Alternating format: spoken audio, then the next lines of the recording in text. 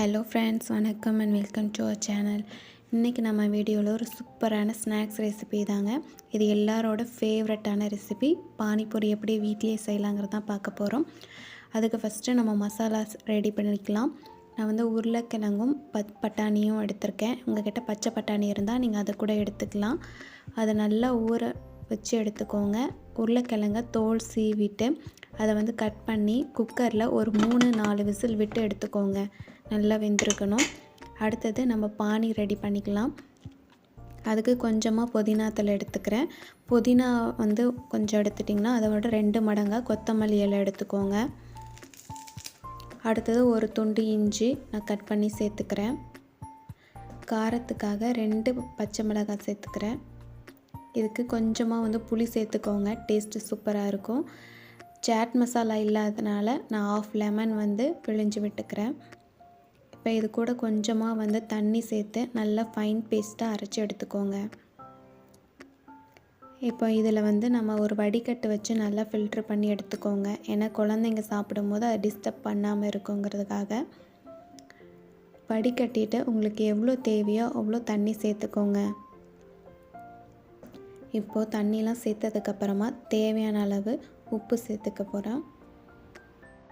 இது கூடவே ஒரு 1/4 டீஸ்பூன் அளவுக்கு ஜீரகத்தூள் சேர்த்துக்கிறேன். அதாவது ஜீரகத்தை நல்லா ட்ரை ரோஸ்ட் பண்ணிவிட்டு அதை மிக்சியில் பவுடர் பண்ணி வச்சுக்கோங்க. அதில் வந்து உங்களுக்கு வாசனைக்காக வந்து ஒரு 1/4 டீஸ்பூன் அளவு சேர்த்தா போதும். அவ்வளோதான், பானி ரெடி ஆகிடுச்சு. இப்போ நம்ம உள்ளே ஸ்டஃப் பண்ணுற மசாலா ரெடி பண்ணலாம். பாருங்கள், நான் 4 விசில் கிட்ட விட்டுருந்தேன். நல்லா வெந்துருச்சு. இதை நல்லா வந்து ஸ்மாஷ் பண்ணி எடுத்துக்கோங்க.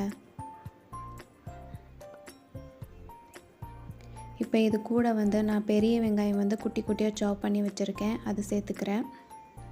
அடுத்து ரொம்ப நைஸாக துருவின கேரட் சேர்த்துக்கோங்க.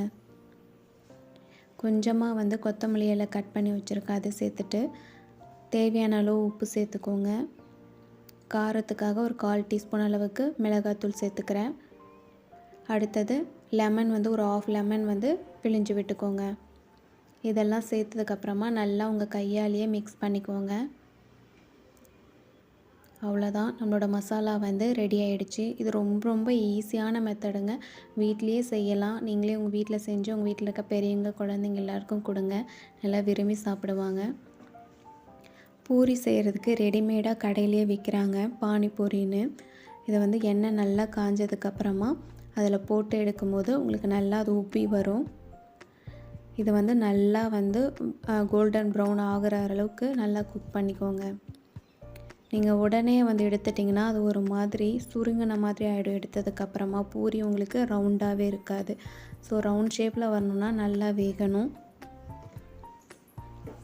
அவ்வளோதான், நம்மளோட பூரியும் இப்போ ரெடி ஆகிடுச்சு.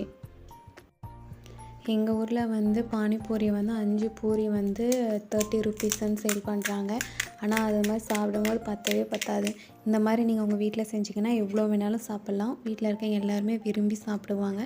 டேஸ்ட்டு சூப்பராக இருக்கும். கண்டிப்பாக நீங்களும் உங்கள் வீட்டில் ட்ரை பண்ணி பார்த்துட்டு எப்படி இருக்குன்னு மறக்காமல் கமெண்ட் பண்ணுங்கள்.